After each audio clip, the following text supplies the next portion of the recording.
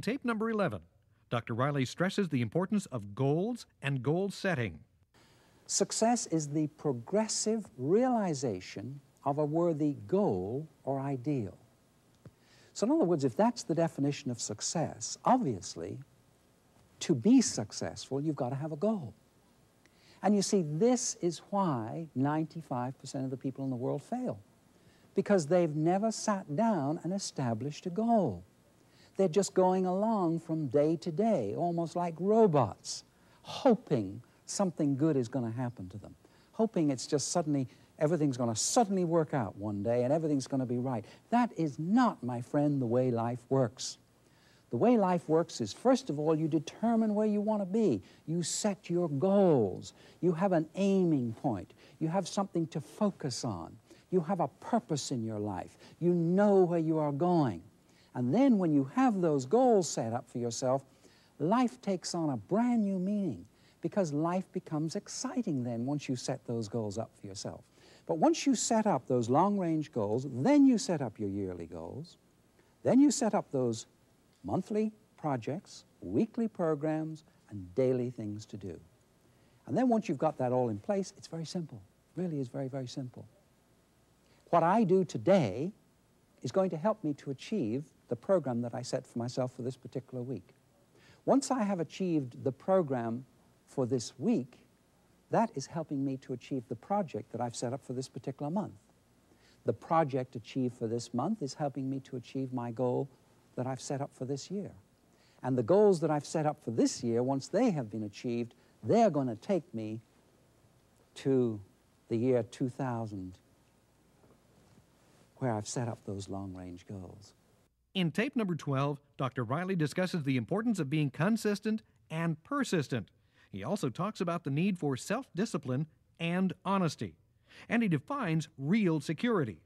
The person who really becomes a winner, who becomes outstandingly successful, is someone who really stays with it, who is persistent in the pursuit of their goals.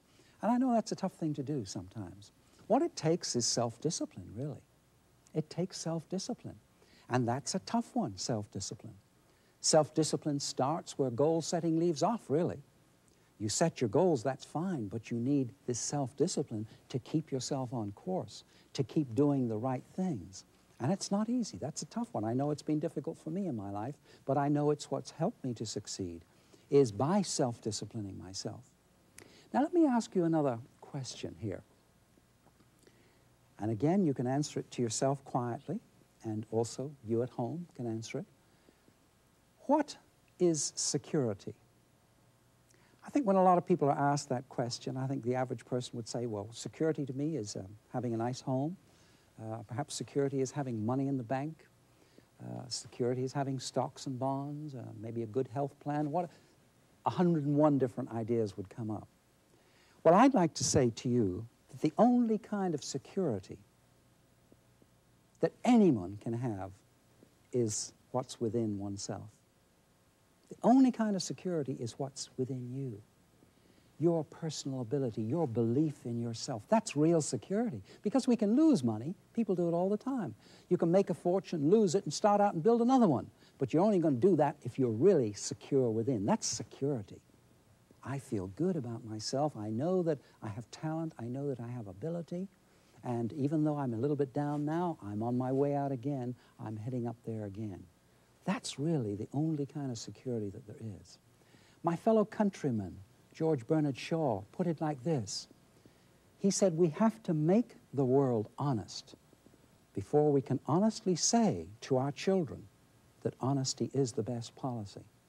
In tape number 13, Dr. Reilly discusses the spiritual aspect of life, putting the golden rule into practice, and the importance of balanced living.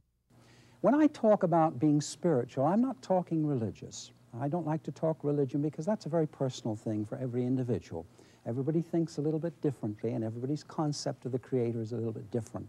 And it's not for me or anybody else, I believe, to tell you what that is. That's up to you to decide.